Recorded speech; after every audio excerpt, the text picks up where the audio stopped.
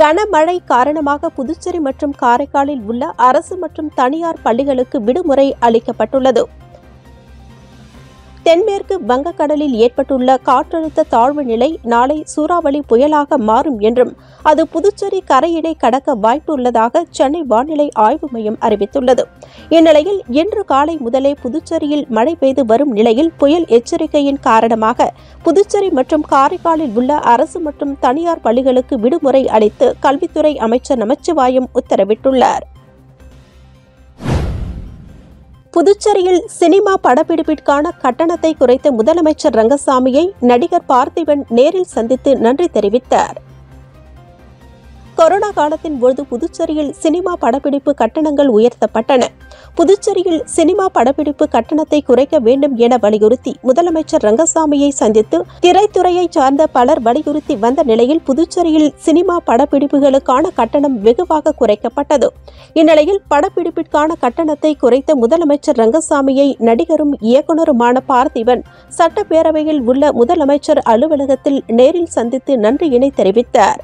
தொடர்ந்து செய்தியாளர்களிடம் பேசிய அவர், புதுச்சேரியில் படப்பிடிப்பு கட்டணத்தை குறைத்த முதலமைச்சர் ரங்கசாமிக்கு நன்றிகளை தெரிவித்துக் கொள்வதாகவும், இந்த கட்டணம் இன்னமும் குறைக்கப்பட்டால் புதுச்சேரியில் சுற்றுலா மேம்படும் எனவும், நிறைய படப்பிடிப்பு நடைபெறும் என்றும், உலகில் மிக அழகான கடற்கரை நகரங்களில் புதுச்சேரியும் ஒன்று என தெரிவித்தார்.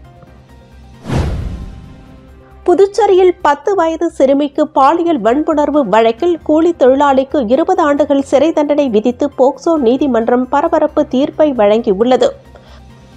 புதுச்சேரி பிரியதர்ஷினி நகர் கேடி தோட்டம் பகுதியைச் சேர்ந்தவர் அந்தோணி என்ற குருராஜ். இவர் 3 சக்கர சைக்கிள் ஓட்டும் கூலி தொழிலாளி. கடந்த 2021ஆம் ஆண்டு அதே பகுதியைச் சேர்ந்த 10 வயது சிறுமியை பாலியல் வன்புணர்வு செய்ததாக அந்தோணி மீது உதயஞ்சாலை காவல் நிலையத்தில் புகார் அளிக்கப்பட்டது. இதனையடுத்து அவர் போக்சோ சட்டத்தில் கைது செய்யப்பட்டு சிறையில் அடைக்கப்பட்டார். அந்தோணி மீதான வழக்கு விசாரணை புதுச்சேரி போக்சோ சிறப்பு நீதிமன்றத்தில் நடைபெற்றது.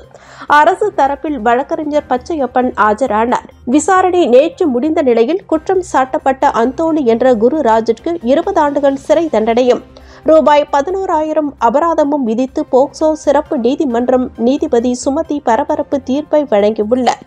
மேலும் பாதிக்கப்பட்ட சிறுமியின் குடும்பத்தினருக்கு ரூபாய் 4 லட்சம் இழப்பீடு வழங்கவும் அரசிற்கு நீதிமன்றம் பரிந்துரை செய்துள்ளது. இதனை அடுத்து தண்டனை விதிக்கப்பட்ட அந்தோணி என்ற குருராஜ் காலாப்பட்டு சிறையில் அடைக்கப்பட்டார். என்ஆர் காங்கிரஸ் கட்சியில் அனைத்து தொகுதிகளிலும் நிர்வாகிகள் நியமிப்பது தொடர்பான ஆலோசனைக் கூட்டம் அமைச்சர் லட்சுமி நாராயணன் தலைமையில் நடைபெற்றது. புதுச்சேரி கிழக்கு கடற்கரை சாலையில் உள்ள என்ஆர் காங்கிரஸ் தலைமை அலுவலகத்தில் நிர்வாகிகள் ஆலோசனைக் கூட்டம் இன்று நடைபெற்றது. அமைச்சர் லட்சுமி நாராயணன் தலைமையில் நடைபெற்ற கூட்டத்தில் மாநில பொதுச் செயலாளர் NS ஜெயபால், சட்டமன்ற உறுப்பினர் KSP ரமேஷ் ஆகியோர் முன்னிலை வகித்தனர். கூட்டத்தில் முன்னாள் சட்டமன்ற உறுப்பினர்கள் உட்பட நிர்வாகிகள் மற்றும் தொண்டர்கள் திரளாக கலந்து கொண்டனர். கூட்டத்தில் மாநிலம் மற்றும் தொகுதி வாரியான நிர்வாகிகளை நியமிப்பது, இளைஞர் அணி, மகளிர் அணி, வழக்கறிஞர் அணி, விவசாயிகள் அணி உட்பட பல்வேறு அணிகளுக்கு நிர்வாகிகள் நியமிப்பது தொடர்பாக ஆலோசிக்கப்பட்டது. மேலும் எதிர்வரும் 2026 சட்டமன்ற தேர்தலில் மீண்டும் ரங்கசாமி முதல்வராக தீவிரமான பணி செய்வது உட்பட பல்வேறு தீர்மானங்கள் நிறைவேற்றப்பட்டன. புதுச்சேரியில் கடல் சீற்றமாக காணப்படுவதால் கடற்கரைக்கு வரும் பொதுமக்கள் மற்றும் சுற்றுலா பயணிகள் கடலில் இறங்கி குளிக்க தடை விதிக்கப்பட்டுள்ளது. வங்கக்கடலில் புதிதாக காற்றழுத்த தாழ்வு பகுதி உருவாகி உள்ள நிலையில் தமிழகம் மற்றும் புதுச்சேரியில் கனமழை பெய்யக்கூடும் என்று சென்னை வானிலை ஆய்வு மையம் அறிவித்துள்ளது. இதன் காரணமாக புதுச்சேரியில் கடல் சீற்றத்துடன் காணப்படுகிறது. மேலும் வழக்கத்திற்கு மாறாக கடல் அலைகள் ஆர்ப்பரித்து வருவதால் கடற்கரைக்கு வரும் சுற்றுலா பயணிகள் மற்றும் பொதுமக்கள் கடலில் இறங்கவோ அல்லது குளிக்கவோ தடை விதிக்கப்பட்டுள்ளது. கடற்கரைக்கு வரும் பொதுமக்கள் அங்கிருந்து திருப்பி அனுப்பப்பட்டு வருகின்றனர். மேலும் கடற்கரையில் காவல்துறையினர் பாதுகாப்பு பணியிலும் ஈடுபடுத்தப்பட்டு வருகின்றனர். தொடர்ந்து கடல் அலைகள் சீற்றத்துடன் காணப்படுவதாலும் கடற்கரைக்கு வரும் பொதுமக்கள் திருப்பி அனுப்பப்படுவதாலும் கடற்கரையில் ஆட்கள் நடமாட்டமின்றி வெறிச்சோடி காணப்படுகிறது. மேலும் பழைய துறைமுக வளாகத்தில் 1ஆம் எண் புயல் எச்சரிக்கை கூண்டு ஏற்றப்பட்டுள்ளது. கடல் சீற்றம் உடன் காணப்படுவதால் மீனவர்கள் கடலுக்குள் செல்ல வேண்டாம் என்று வானிலை ஆய்வு மையம் அறிவுறுத்தியுள்ள நிலையில் மீனவர்களின் படகுகள் தேங்காய்திட்டு துறைமுகத்தில் பாதுகாப்பாக நிறுத்தி வைக்கப்பட்டுள்ளது.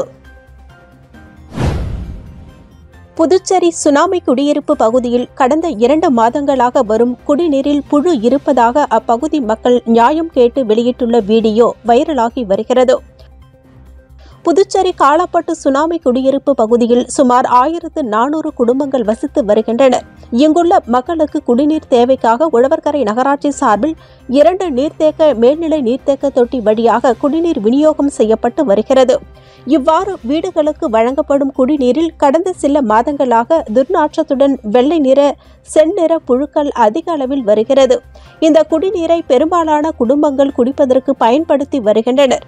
தற்பொழுது குடியிருப்பு பகுதியில் குழந்தைகளுக்கு காய்ச்சல், வயிற்றுப்போக்கு, சளி போன்ற உபாதைகள் ஏற்படுவதாக பெரிய காலாப்பட்டு பகுதியில் வசிக்கும் அனைவரது வீட்டு குடிநீரிலும் புழுக்களுடன் குடிநீர் வருவதாக பொதுமக்கள் புகார் தெரிவித்துள்ளனர். மேலும் இதுகுறித்து நகராட்சி மற்றும் ஊர் கிராம பஞ்சாயத்துதாரர்களுக்கும் புகார் அளித்தும் இதுவரை எந்த நடவடிக்கையும் எடுக்கவில்லை. மேலும் இந்த குடிநீரை குடித்துவிட்டு தாங்கள் உயிரோடு இருக்க வேண்டுமா அல்லது சாக வேண்டுமா என்று பொதுமக்கள் நியாயம் கேட்டு வெளியிட்டுள்ள வீடியோ தற்பொழுது இணையதளத்தில் வைரலாகி வருகிறது. இதை குடிக்கத்தான் சாகிறதா நாங்கள் ஏற்கனவே ஊறப்பட்ட வியாதி உர தண்ணியே சுத்தம் பண்ண மாட்டோங்க. ஒரே டேங்க் அழுக்கு, அதில் ஊறப்பட்ட புழு வாழ்றதா இருக்கிறதா இந்த குவார்டர்ஸில். அதுக்கு கீழே இருந்து வீடு கட்டி கொடுத்தாலும் நிம்மதியாக வாழ்ந்துருப்போம். நாங்கள் மேலே கொடுத்து தண்ணின்னு ஒன்று விட்றோங்க, அது சாகத்தான் போகிறோங்க. நாங்கள் தமிழகத்தில் அனைத்து டெல்டா மாவட்டங்களையும் பாதுகாக்கப்பட்ட வேளாண் பகுதிகளாக அறிவித்து சட்டமன்றத்தில் சட்டம் இயற்றி விவசாயிகள் மற்றும் விவசாய நலன்களை பாதுகாத்தவர் கழக பொதுச் செயலாளர் எடப்பாடி மட்டுமே என அதிமுக மாநில செயலாளர் அன்பழகன் தெரிவித்துள்ளார். புதுச்சேரி அதிமுக தலைமை அலுவலகத்தில் செய்தியாளர்களை சந்தித்த மாநில செயலாளர் அன்பழகன், மத்திய அரசிடம் இருந்து மாநில உரிமைகளை பெறுவதிலும் மாநில சீர்கேடுகளை தடுத்து நிறுத்துவதிலும் புதுச்சேரி அரசு முழுமையாக தவறி உள்ளது என்றும், மாநில அந்தஸ்து சம்பந்தமாக சட்டமன்ற தீர்மானத்தை முழுமையாக கிடப்பில் போட்டு விட்டார்கள். நாடு முழுவதும் 16வது நிதிக்குழு மத்திய அரசால் அமைக்கப்பட்டுள்ள நிலையில் புதுச்சேரி யூனியன் பிரதேசத்தை மத்திய நிதிக்குழுவில் சேர்ப்பதற்காக உரிய நடவடிக்கையினை துணைநிலை ஆளுநர் உடனடியாக எடுக்க வேண்டும் என தெரிவித்துள்ளார்.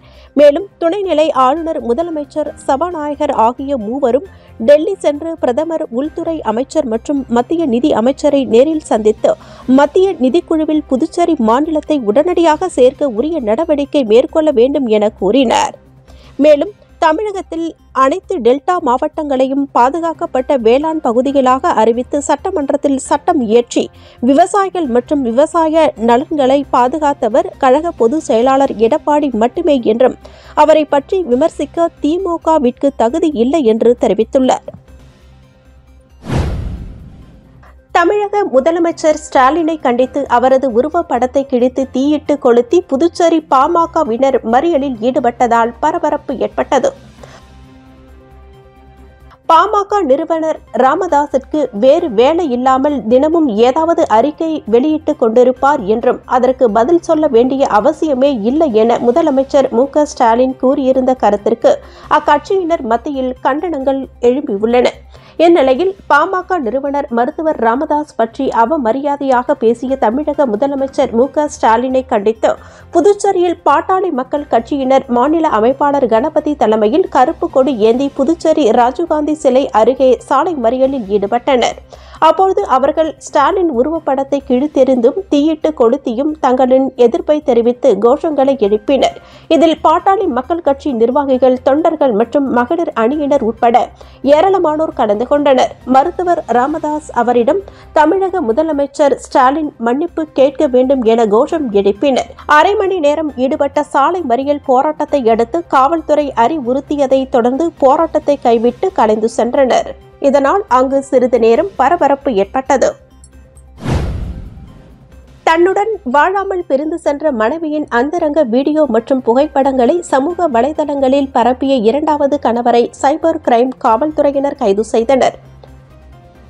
வில்லியனூர் பகுதியைச் சேர்ந்த பெண் ஒருவர் 3 நாட்களுக்கு முன்பு தனது அந்தரங்க போட்டோக்கள் மற்றும் வீடியோக்களை இன்ஸ்டாகிராம், வாட்ஸ்அப் மூலம் தனது உறவினர்களுக்கும் தமக்கும் அனுப்பி தான் சொல்லும் இடத்திற்கு தனிமையில் வர வேண்டும் என மிரட்டுவதாக சைபர் கிரைம் காவல் நிலையத்தில் புகார் அளித்தார். ஆபாச வீடியோக்களை வெளியிட்ட காஞ்சிபுரத்தை சேர்ந்த பாண்டியன் என்பவரை கைது செய்த காவல்துறையினர் விசாரணை நடத்தினர். தொடர் விசாரணையில் பாண்டியன் அந்த பெண்ணின் இரண்டாவது கணவர். அவர் பல பெண்களுடன் தொடர்பில் இருந்ததால் அவர் பிரிந்தார். தன்னுடன் சேர்ந்து வாழ வேண்டும், இல்லாவிட்டால் அசிங்கப்படுத்தி விடுவேன் என ஆபாச வீடியோக்களை அந்த பெண்ணின் உறவினர்களுக்கு அனுப்பியது தெரியவந்தது. இதனை அடுத்து இன்ஸ்பெக்டர் தியாகராஜன் கீர்த்தி தலைமையிலான காவல்துறையினர் பாண்டியனை கைது செய்து ஆபாச படங்கள் அனுப்பி பயன்படுத்திய மொபைல் போனை பறிமுதல் செய்து பாண்டியனை நீதிமன்றத்தில் ஆஜர்படுத்தி சிறையில் அடைத்தனர். இந்திய அரசியலமைப்பு நாளையொட்டி ஆதிதிராவிடர் நலத்துறையின் துறை செயலர் முத்தம்மா, இயக்குநர் இளங்கோவன் தலைமையில் அதிகாரிகள் அம்பேத்கர் திருவுருவ படத்திற்கு மலர்தூவி மரியாதை செலுத்தினர். இந்திய அரசியலமைப்பை ஏற்றுக்கொண்டதை நினைவு கூறும் வகையில் ஆண்டுதோறும் நவம்பர் மாதம் 26ஆம் தேதி இந்திய அரசியலமைப்பு நாளாக கடைபிடிக்கப்பட்டு வருகிறது. இந்திய அரசியலமைப்பு நாளையொட்டி ஆதிதிராவிடர் மற்றும் பழங்குடியினர் நலத்துறை வளாகத்தில் அலங்கரிக்கப்பட்டிருந்த அம்பேத்கரின் திருவுருவப் படத்திற்கு துறை செயலர் முத்தம்மா, இயக்குநர் இளங்கோவன் தலைமையில் அதிகாரிகள் மற்றும் ஊழியர்கள் மலர் தூவி மரியாதை செலுத்தினர். இந்த நிகழ்ச்சியில் அதிகாரிகள், ஊழியர்கள் பலர் கலந்து கொண்டனர். இந்திரா இந்தியன் சர்வீஸ் மற்றும் சாரதா கங்காதரன் கல்லூரி நாட்டு நலப்பணி திட்டம் சார்பில் கடமை உணர்வு விழிப்புணர்வு நிகழ்ச்சி நடைபெற்றது. இந்திரா இந்தியன் சர்வீஸ் மற்றும் சாரதா கங்காதரன் கல்லூரி நாட்டு நலப்பணி திட்டம் சார்பில் சமையல் எரிவாயு சிலிண்டர் கையாள்வது, பாதுகாப்பு மற்றும் கடமை உணர்வு குறித்த விழிப்புணர்வு நிகழ்ச்சி கல்லூரி வளாகத்தில் நடைபெற்றது. இந்நிகழ்ச்சியில் கல்லூரி முதல்வர் பாபு மற்றும் புதுச்சேரி இந்தியன் ஆயில் எல்பிஜி உதவி மேலாளர் சம்பத்குமார் ரெட்டி, ஹிந்துஸ்தான் பெட்ரோலியம் கள அதிகாரி சசி வரதன் நாயக் தலைமை தாங்கினர். இந்திரா இந்தியன் சர்வீஸ் பரசுராமன், குடிமைப்பொருள் நுகர்வோர் விவகாரங்கள் துறை இணை இயக்குநர் தயாளன், NSS அதிகாரி சதீஷ்குமார், விரிவுரையாளர் மகேஸ்வரி, உழவர்கரை மகளிர் ஒருங்கிணைப்பாளர் திலகவதி நிகழ்ச்சியில் மாணவிகளுக்கு எல்பிஜி பாதுகாப்பு பற்றி விளக்கினர். தொடர்ந்து இதுகுறித்த விழிப்புணர்வு நாடகமும் நடைபெற்றது. இவ்விழாவின் ஏற்பாடுகளை கல்லூரியின் NSS அதிகாரிகள் செய்திருந்தனர். இதில் 200க்கும் மேற்பட்ட மாணவிகள் பங்கு பெற்று பயனடைந்தனர். காற்றழுத்த தாழ்வு நிலையினையொட்டி கனமழையை எதிர்கொள்ள பொதுமக்கள் உதவிக்காக பேரிடர் மேலாண்மை துறை சார்பில் கட்டணமில்லா புகார் எண் அறிவிக்கப்பட்டுள்ளது. மாவட்ட ஆட்சியர் குலோத்துங்கன் இதுகுறித்து வெளியிட்டுள்ள செய்திக்குறிப்பில், வங்கக்கடலில் உருவாகியுள்ள காற்றழுத்த தாழ்வு நிலை காரணமாக புதுச்சேரியில் வரும் 29ஆம் தேதி வரை கனமழை பெய்யக்கூடும் என வானிலை ஆய்வு மையம் தெரிவித்துள்ளது. இதனை எதிர்கொள்ள மேலாண்மை துறையில் 112 மற்றும் 1077 ஆகிய உதவி எண்கள் மூலம் தொடர்பு கொண்டு பொதுமக்கள் புகார் தெரிவிக்கலாம். குறுந்தகவல் புகார்களை மட்டும் வாட்ஸ்அப் எண்ணான 9488981070 என்ற எண்ணை பயன்படுத்திக் கொள்ளலாம் என குறிப்பிடப்பட்டுள்ளது. புதுச்சேரி மாநிலத்தில் உள்ளூர் மற்றும் வரையறுக்கப்பட்ட விடுமுறை நாட்களையும் சேர்த்து 39 நாட்கள் விடுமுறை எடுக்கலாம் எனவும் கூறப்பட்டுள்ளது.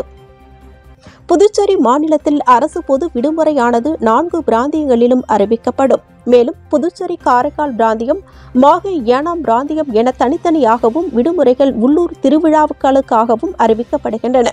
அதன்படி புதுச்சேரி மாநில அளவில் வரும் 2025ஆம் ஆண்டு புத்தாண்டு தினம், பொங்கல், திருவள்ளுவர் தினம் என ஜனவரியில் 3 நாட்களும், மார்ச்சில் ரம்ஜான், ஏப்ரலில் வங்கிக் கணக்கு நிறைவு, தமிழ் புத்தாண்டு, புனித வெள்ளி என 3 நாட்களும், மே மாதத்தில் மே தினத்திற்கும், ஜூனில் பக்ரீத் பண்டிகைக்கும், ஆகஸ்டில் சுதந்திர தினம், டிஜிர் டிரான்ஸ்பர் டே, விநாயகர் சதுர்த்தி என 3 நாட்களும், செப்டம்பரில் மிலாது நபி, அக்டோபரில் சரஸ்வதி பூஜை, காந்தி ஜெயந்தி 3 நாட்களும், நவம்பரில் புதுச்சேரி விடுதலை நாள், டிசம்பரில் கிறிஸ்துமஸ் உள்ளிட்ட 18 நாட்கள் விடுமுறை தினமாக அறிவிக்கப்பட்டுள்ளன. மாஹேவில் பொது விடுமுறை நாட்களுடன் ஏப்ரலில் விஜி விடுமுறை 2 நாட்கள், செப்டம்பரில் ஓணம், அக்டோபரில் மகா நவமி, தெரசா பிறந்தநாள் என 5 நாட்கள் உள்ளூர் விடுமுறைகளாக அறிவிக்கப்பட்டுள்ளன. யானம் பிராந்தியத்தில் பொது விடுமுறைகளுடன் அம்பேத்கர் பிறந்தநாள் உள்ளிட்டவையும் விடுமுறையில் சேர்க்கப்பட்டுள்ளன. அத்துடன் அனைத்து பிராந்தியங்களிலும் குறிப்பிட்ட முக்கிய திருவிழா நாட்களையும் வரையறுக்கப்பட்ட விடுப்பு நாட்களாக கூறப்பட்டுள்ளன. அதன்படி மொத்தம் 39 நாட்கள் விடுப்பை அரசு பணியாளர்கள் எடுத்துக் கொள்ளலாம் எனவும் குறிப்பிடப்பட்டுள்ளது. இந்திய அரசியலமைப்பு தினத்தையொட்டி முதலமைச்சர் ரங்கசாமி தலைமையில் உறுதிமொழி ஏற்பு நிகழ்ச்சி நடைபெற்றது. இந்திய அரசியலமைப்பை ஏற்றுக்கொண்டதை நினைவு கூறும் வகையில் ஆண்டுதோறும் நவம்பர் மாதம் 26ஆம் தேதி இந்திய அரசியலமைப்பு நாளாக கடைபிடிக்கப்பட்டு வருகிறது. இந்திய அரசியலமைப்பு நாளையொட்டி இன்று புதுச்சேரி சட்டப்பேரவையில் முதலமைச்சர் அலுவலகத்தில் முதலமைச்சர் ரங்கசாமி முன்னிலையில் சட்ட அமைச்சர் லட்சுமி நாராயணன் இந்திய அரசியலமைப்பு முகவுரையை வாசிக்க அமைச்சர் திருமுருகன், சட்ட செயலர் டாக்டர் சத்தியமூர்த்தி மற்றும் வழக்கறிஞர்கள், சட்ட மாணவ மாணவியர்கள் ஏற்றுக்கொண்டனர். நெல்லித்தோப்பு தொகுதிக்கு உட்பட்ட பெரியார் நகர் ஸ்ரீ கங்கை முத்து மாரியம்மன் ஆலயத்தில் அமைந்துள்ள அருள்மிகு பிரகதீஸ்வரருக்கு நடைபெற்ற சங்காபிஷேகத்தில் திரளான பக்தர்கள் கலந்து கொண்டு சுவாமி தரிசனம் செய்தனர். புதுச்சேரி நெல்லித்தோப்பு தொகுதிக்கு உட்பட்ட பெரியார் நகர் ஸ்ரீ கங்கை முத்து மாரியம்மன் ஆலயத்தில் அமைந்துள்ள அருள்மிகு பிரகதீஸ்வரருக்கு 5ஆம் ஆண்டு அன்னாபிஷேகம், கார்த்திகை சோமவார பூஜை மற்றும் திரு கார்த்திகை தீப திருவிழா நடைபெற்றது. விழாவை முன்னிட்டு நாள்தோறும் பிரகதீஸ்வரருக்கு சிறப்பு அபிஷேகம், அலங்காரம் செய்யப்பட்டு தீப ஆராதனை காண்பிக்கப்பட்டது. விழாவில் முக்கிய நிகழ்வாக நேற்று சங்காபிஷேகம் நடைபெற்றது. இதனையொட்டி சுவாமிக்கு பால், தயிர் உள்ளிட்ட பல்வேறு திரவியங்களால் சிறப்பு அபிஷேகம் செய்யப்பட்டது.